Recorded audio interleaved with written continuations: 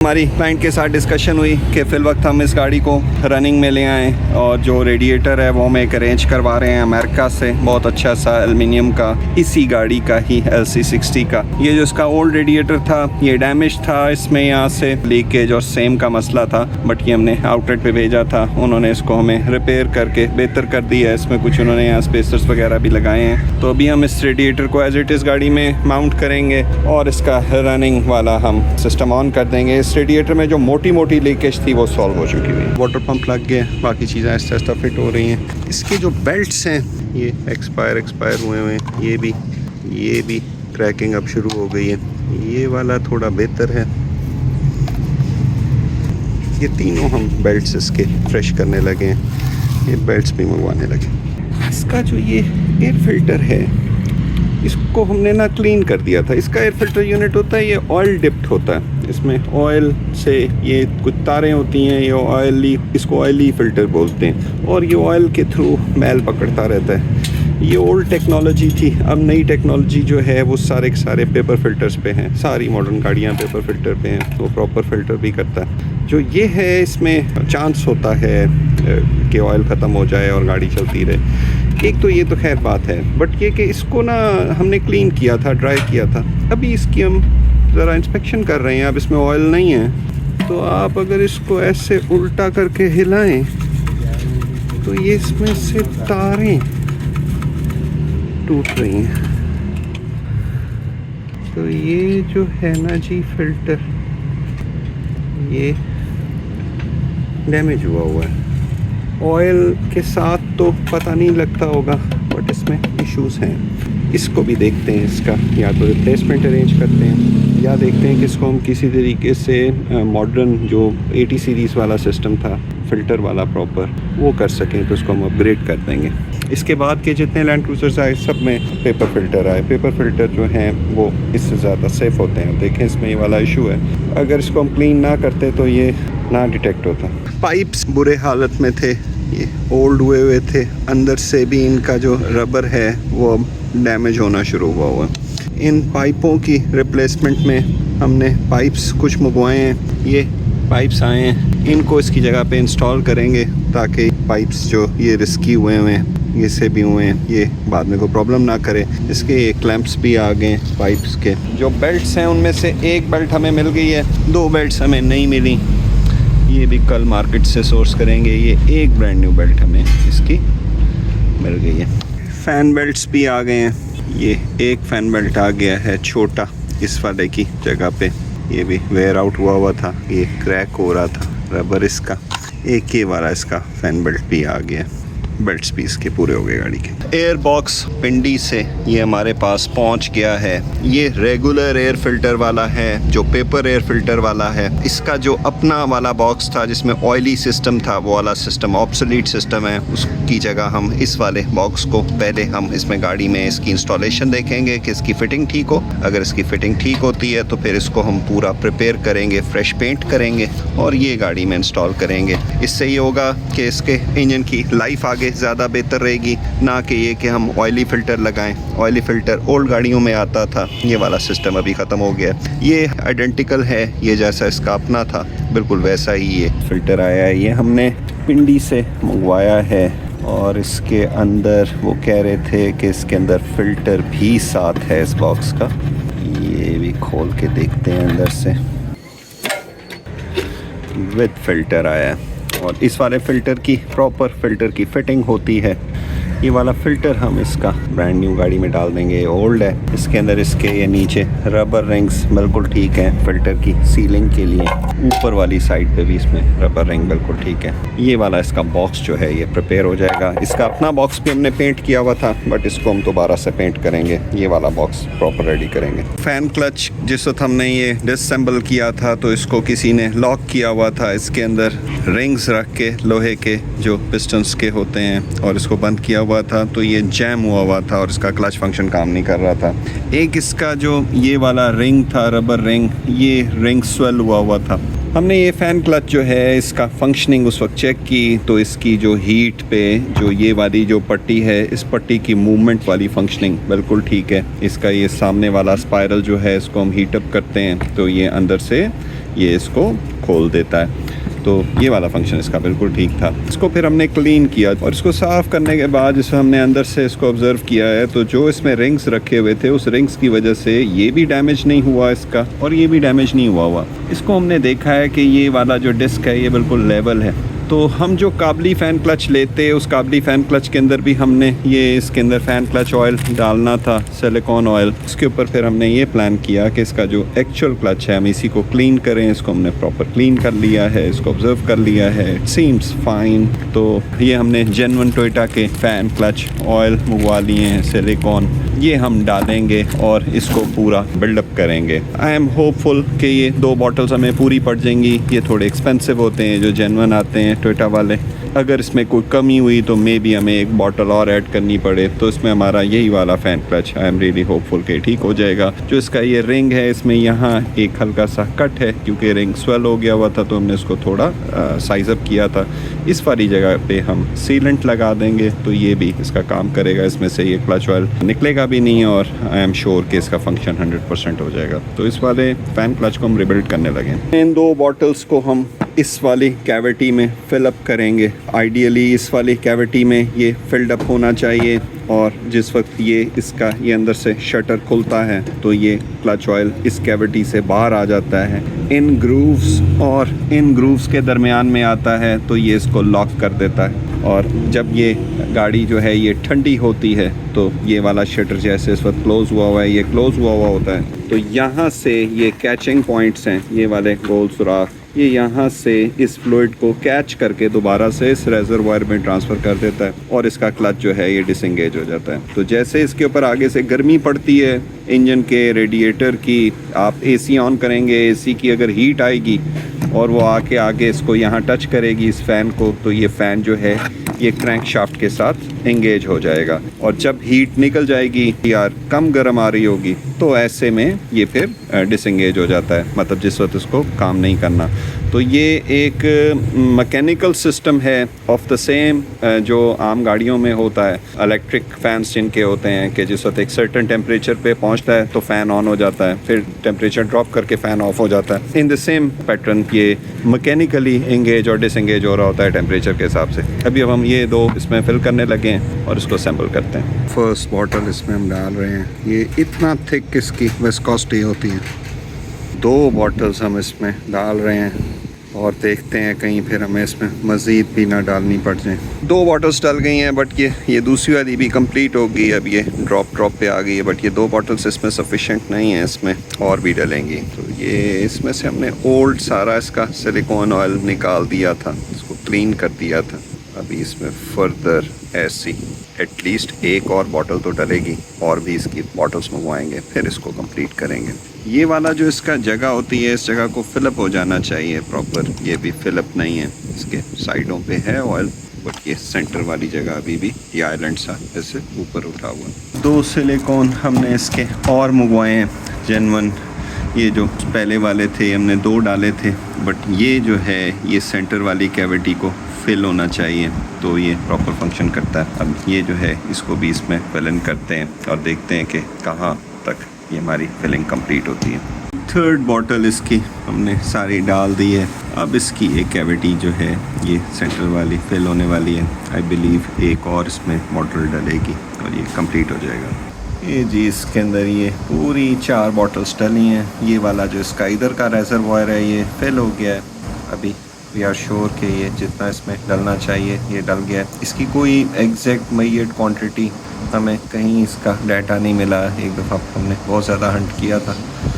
ये अब कंप्लीट करेंगे, इसका हम फंक्शन फ़ैन का प्रॉपर चेक करेंगे, जैसे इसको बिहेव करना चाहिए कि ये वैसे बिहेव करे। यहाँ ये बिल्कुल फिलअप तो हो गया है, बट ये जैसे ही ये फ़ैन हम इसका बाकी कनेक्ट करेंगे तो इसके अंदर एक कैविटी है, इस कैविटी के अंदर भी ये जाएगा और साइडों पे भी ये काफ़ी सारा कंज्यूम हो जाएगा, क्योंकि ये काफ़ी थिक मटेरियल होता है और ये पूरे इसके अंदर इसने इसको कवर करना है। और उसके बाद फिर कुछ मटेरियल होना चाहिए जो इस रेजरवॉयर से बाहर और फिर बाहर से रेजरवॉयर अंदर मूव करता है। तो ये अब इसको कंप्लीट करेंगे और इसको फिर चेक करेंगे।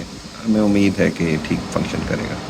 ये जी ये इतना रेजरवॉयर इसका फिल हो गया। इसमें से पुराना हमने सारा ये सिलिकॉन रिमूव कर दिया था। ये बिल्कुल ड्राई है वरना इसके अंदर यहाँ भी पीछे एक रेजर्वायर स्पेस है, इसको हम कनेक्ट करने लगे। ये जी कंप्लीट हो गया है। इसको भी हम इसका फ़ैन इंस्टॉल कर देंगे, इसको गाड़ी में इंस्टॉल करेंगे, फिर इसको इंस्पेक्ट करेंगे कि कैसे बिहेव करता है। रेडिएटर इंस्टॉल हो गया, फ़ैन इंस्टॉल हो गया, फ्रेश फ़ैन क्लच ऑयल डालने के बाद ये भी ठीक है। इसकी अभी तक फंक्शनिंग ठीक है, इसको भी हम फर्दर अभी आगे देखेंगे। बैटरीज इस वक्त लगा रहे हैं, पानी इसका फिल करके इसको हम स्टार्ट करने लगे। इसकी जो रेजरवायर वाली बॉटल है रेडिएटर की, इसकी वॉशिंग हो रही है। एसिड से ये वॉश होगी, अंदर से बाहर से ये साफ़ सुथरी हो जाएगी। ये एयरबॉक्स हमने इसका वैसे ही लगा दिया है, ये भी बाद में ये पेंट होगा। अभी फिल वक्त हम चाहते हैं कि इंजन गाड़ी का रनिंग में आ जाए। रेडिएटर इसका इंस्टॉल हो गया था, बाकी सारी चीज़ें इंस्टॉल हो गई हैं। अब हम इसको स्टार्ट करके देखते हैं कि ये कैसी स्टार्ट होती है और इसको हम अब रनिंग में रखेंगे।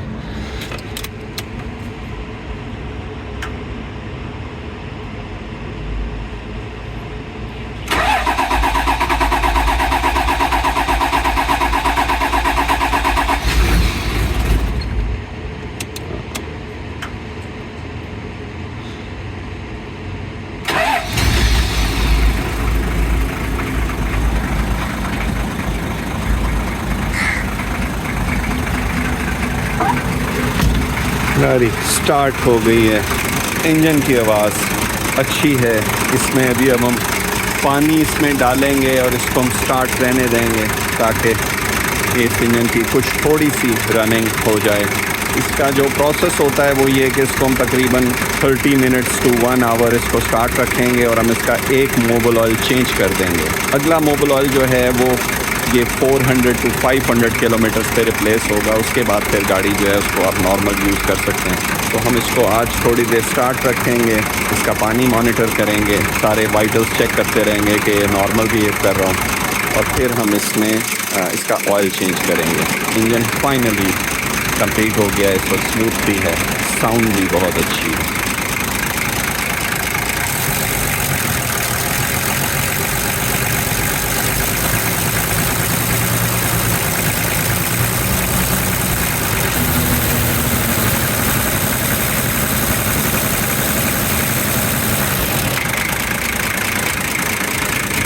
इसके पंप की हमने सर्विस करवाई थी, बट अभी इसके इंजन की बहुत सारी एडजस्टमेंट्स हैं, आइडल एडजस्टमेंट है, टाइमिंग है और बाकी चीज़ें भी इसकी एडजस्ट होती जाएंगी। अभी फिल वक्त हमने इसको स्टार्ट कर दिया है। सो फार सो गुड।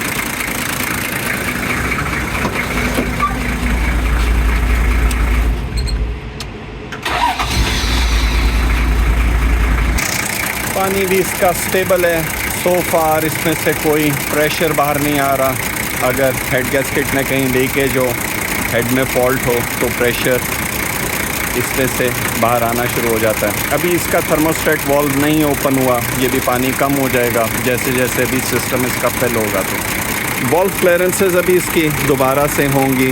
ये थोड़ा सा हम इसको रन करेंगे, उसके बाद ये गाड़ी हम इस वक्त स्टार्ट की हुई है और ये सामने ऑयल वाला ढकना खोला है, इसमें कोई ब्लो बाय नहीं है, ज़ीरो ब्लो बाय है। इंजन जो है वो भी आहिस्ता आहिस्ता एडजस्टमेंट फेस में है, बहुत सारी चीज़ें।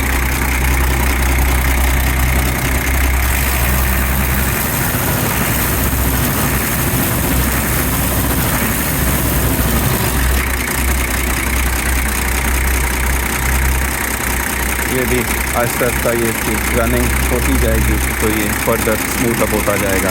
इस वक्त गाड़ी में ब्लो बाय कोई नहीं है, हालांकि अभी इसके रिंग्स की प्रॉपर बीडिंग भी नहीं हुई और इसमें पीछे कोई स्मोक नहीं है, ऑल क्लीन है। पीछे से कोई कार्बन स्मोक बाहर नहीं निकल रही।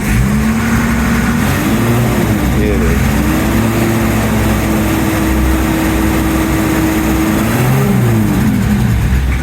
बहुत क्लीन है।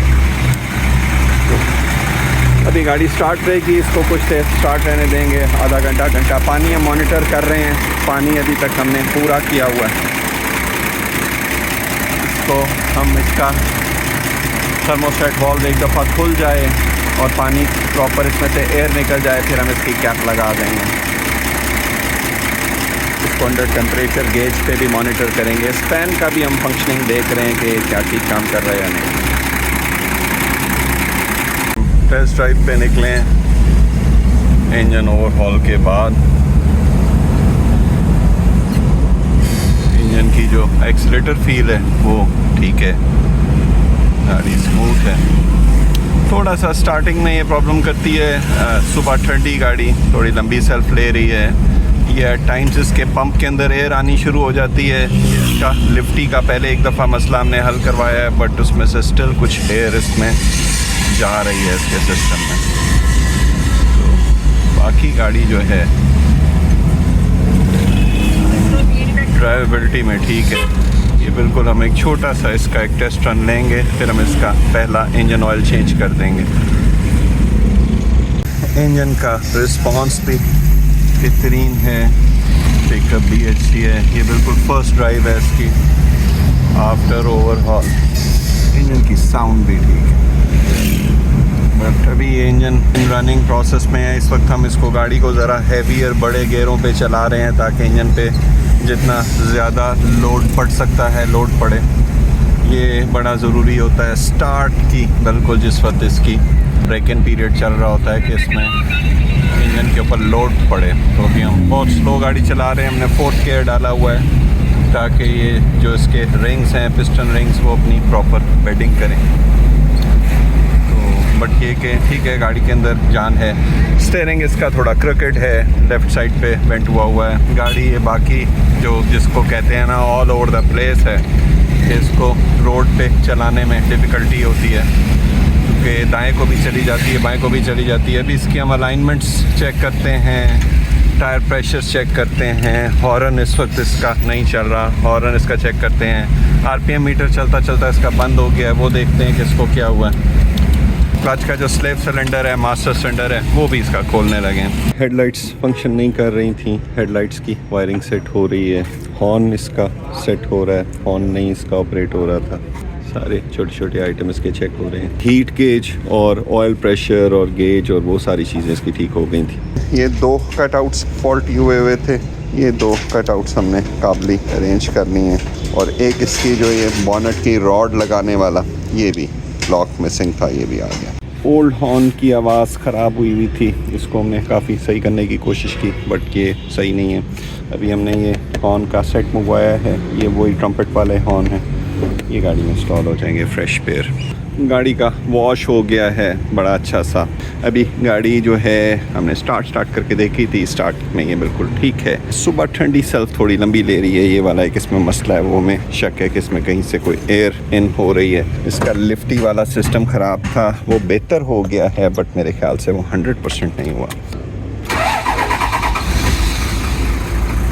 ये थोड़ी सी मिसिंग करती है, फिर ये ठीक हो जाती है। उसके बाद आप स्टार्ट करें तो बिल्कुल बेहतरीन है, बट इसके पंप की थोड़ी एडजस्टमेंट होनी है।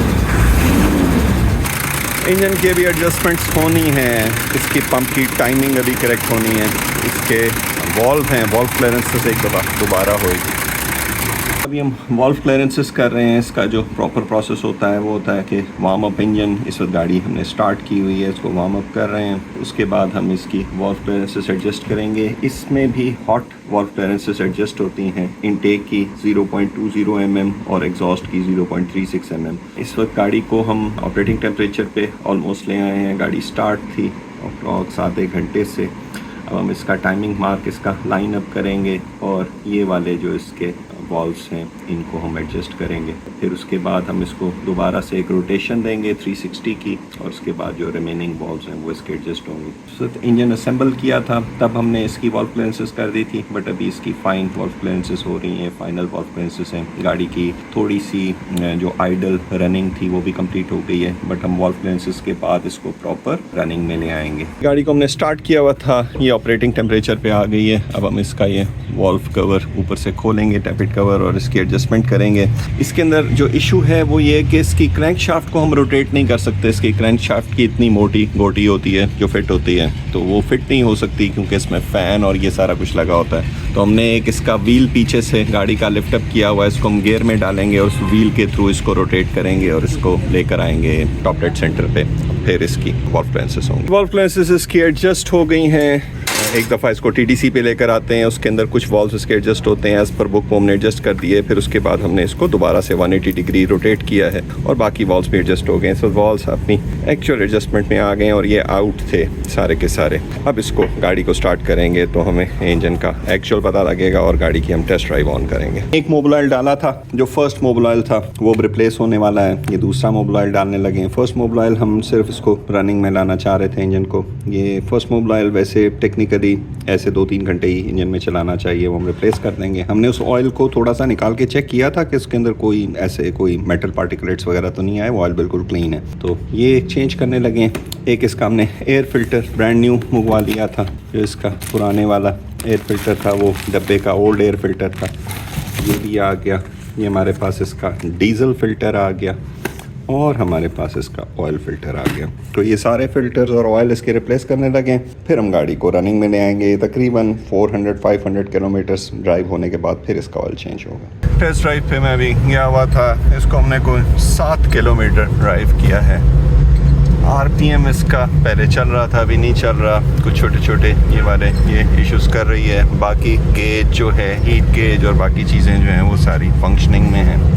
अभी टेस्ट ड्राइव में एक तो इंजन की परफॉर्मेंस बड़ी अच्छी है, इंजन की पिकअप बहुत अच्छी है, साउंड बहुत अच्छी है। इस वक्त हमने AC चलाया हुआ है और AC भी बड़ा एफिशिएंट चल रहा है। इसका जो फ़ैन का क्लच मैकेनिज़्म है वो हमने चेक किया था, वो बिल्कुल ठीक हो गया हुआ है। जो मसले हमें जो इस वक्त टेस्ट ड्राइव में आप नोट कर रहे हैं, एक तो ये कि इसका हम ब्रेक दबाते हैं तो ब्रेक पैडल जो है वो विगल करता है। इसको जब हम राइट लेफ़्ट मोड़ते हैं तो आगे से इसमें ऊँची ऊँची लाउड नॉइज़ेज़ आती हैं।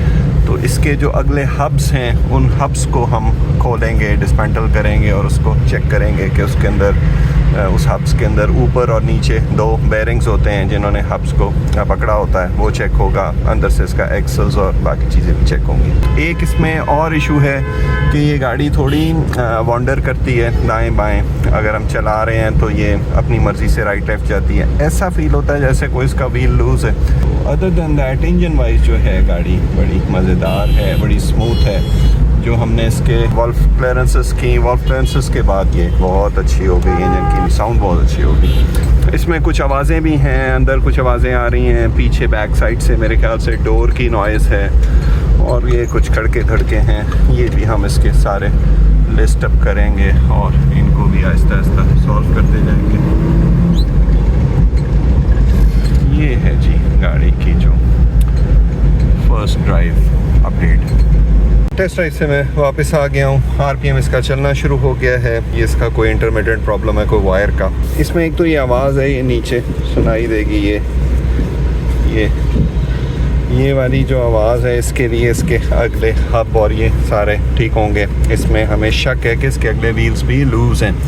11 किलोमीटर हमने गाड़ी ड्राइव की है।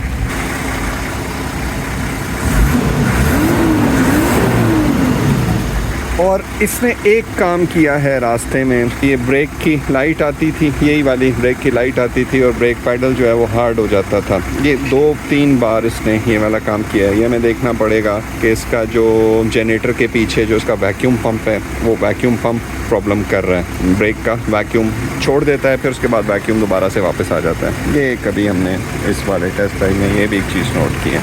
बाकी गाड़ी मज़ेदार है।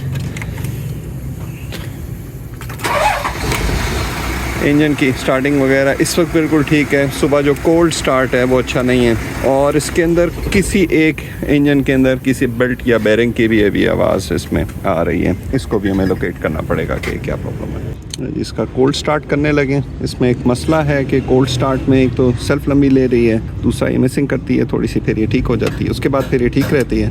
बट सुबह का पहला स्टार्ट जो है ना, ये इसका गलत है। उसके बाद भी अगर गाड़ी थोड़ी ज़्यादा देर खड़ी रहे तो वाह।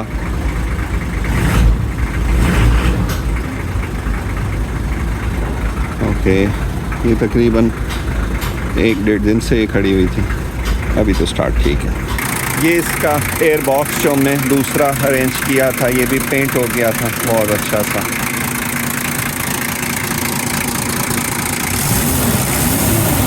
इसका ये फ़ैन बिल्कुल सही फंक्शन कर रहा है। अभी ये इस वक्त इंगेज हुआ है। इस वक्त हम रेस देते हैं तो ये हवा काफ़ी सारी डिस्प्लेस करेगा।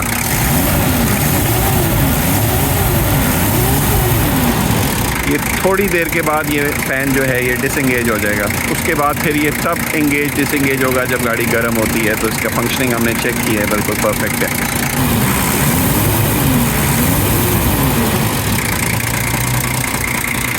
ब्रेक का जो वैक्यूम है, ये इस वैक्यूम यूनिट ने एक दो दफ़ा वैक्यूम मिस किया है, फिर दोबारा से वैक्यूम आ जाता है। ये हम चेक करने लगे हैं कि इसमें वैक्यूम में कोई इशू है। दूसरा, इसकी वायरिंग कुछ हमने एक्टिवेट कर दी थी, बट वायरिंग की भी फाइनल सॉर्टिंग इसके इंजन बे की होनी है। पानी भी हम इसका चेक कर रहे हैं कि कहीं से कोई लीकेज तो नहीं है। इसमें इस वाली जगह से हल्का हल्का पानी का कतरा लीक करता है। ये हम देखेंगे, ये गाड़ी रेडिएटर वाले के पास जाएगी ताकि ये वाला मसला इसका ठीक हो जाए।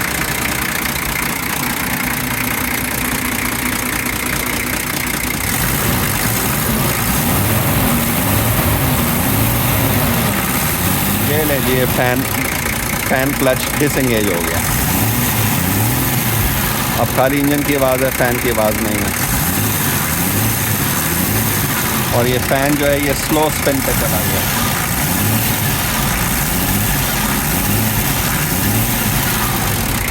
इस फ़ैन को हर वक्त एंगेज नहीं रहना चाहिए, ये इंजन पे लोड डालता है, डीज़ल की एवरेज भी ख़राब करता है, पिकअप भी ख़राब करता है। ये तब एंगेज होना चाहिए जब इस फ़ैन को गर्म हवा आगे से मिले। ये इस वक्त फ़ैन जो है ये इंजन से डिस्कनेक्ट हो गया हुआ है।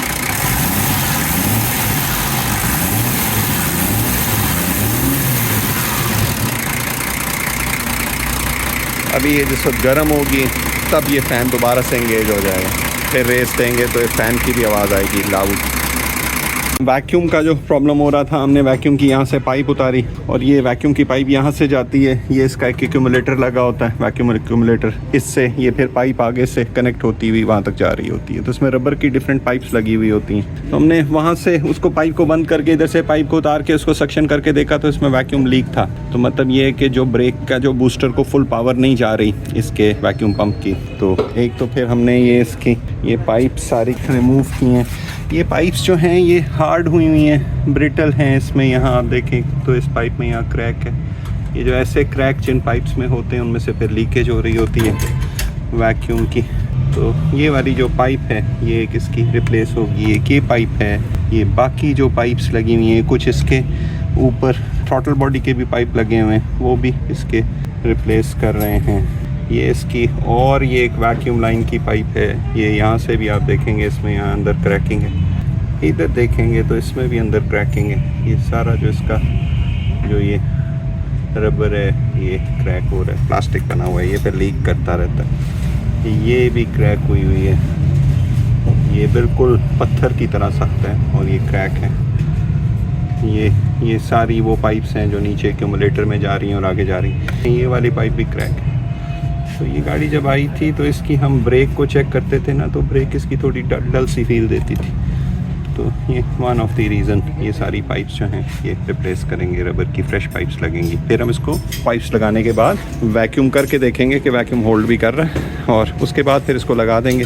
फिर इस पंप को चेक करते हैं कि पंप क्यों ये वाला फॉल्ट कर रहा है। पाइप्स आ गए, ये जो सारे इसके वैक्यूम के पाइप और इसके कुछ पाइप लगे हुए थे जो इसके थ्रॉटल बॉडी से पंप पे लगते हैं, वो भी क्रैक थे। तो ये सारा फ्रेश पाइप्स का हमारा सेट आ गया है। ये अब रिप्लेस करेंगे। जिसकी ब्रेक पैडल बैठ रहा था, बूस्टर का एयर लीक हो रहा था, वो होपफुली ठीक हो जाएगा, ब्रेक पहले से बेहतर भी हो जाएगी। ये इसकी वैक्यूम वाली एक पाइप इंस्टॉल हो गई, ये इधर आ गई। ये जो इसका एक्यूमुलेटर है ये इसमें लग गई, ये फ्रेश पाइप हो गई है। ये भी फ्रेश पाइप हो गई है। ये जो आगे जाके बूस्टर पे लगती है वो भी फ्रेश पाइप हो गई।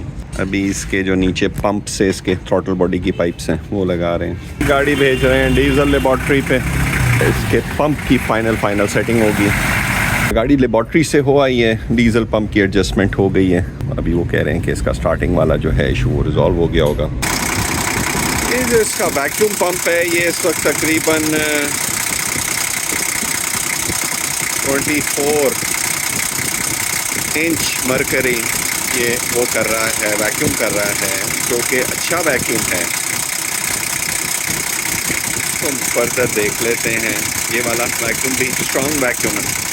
गाड़ी का इंजन का काम ऑलमोस्ट कंप्लीट हो गया है, इसकी पंप की एडजस्टमेंट भी हो गई है, कुछ इसका ब्रेक का वैक्यूम का सिस्टम है उसमें भी हमें तसल्ली नहीं है। हम इसका ब्रेक का ये बूस्टर और ये मास्टर सिलेंडर रिमूव करेंगे। मास्टर सिलेंडर में इसका जो ऑयल है वो भी बहुत मैला सा है। मास्टर सिलेंडर हम रिमूव करेंगे तो हमें पता लगेगा कि कहीं मास्टर सिलेंडर में कहीं इंटरनल लीकेज तो नहीं चल रही, क्योंकि मास्टर सिलेंडर में ऑयल कम हुआ है इसका ब्रेक का। ऐसे में जब लीकेज चल रही होती है तो ऑयल, ब्रेक ऑयल बूस्टर में जमा होता जाता है और फिर गाड़ी की जो ब्रेक है उसकी पावर कम हो जाती है। अभी हमने इसका पंप का जो वैक्यूम की गेज से चेक किया है तो गेज में इसका वैक्यूम तो ठीक आ रहा है। ये वाले खैर कुछ छोटे मोटे काम इसके चल रहे हैं, इंजन और ब्रेक और इससे रिलेटेड। सस्पेंशन हम इसका अब करने लगे हैं, फ्रंट और रेयर, और सस्पेंशन का आपको दिखाते हैं। गाड़ी हम टेस्ट ड्राइव में भी चला रहे थे तो इसका हम स्टीयरिंग मोड़ते थे तो इसमें कट कट की आवाज़ें आती थी। जब ये पहले आई थी तब भी आती। नीचे जो हम देख रहे हैं तो उसमें काफ़ी सारी चीज़ें इसकी ढीली हैं। हाँ भाई हिलाओ। एक तो ये वाला जॉइंट लूज है, ये देखें ये वाला जॉइंट जो है ये ढीला है, ये इसके दरमियान में मूव करता है। ये वाला जॉइंट बिल्कुल ढीला है।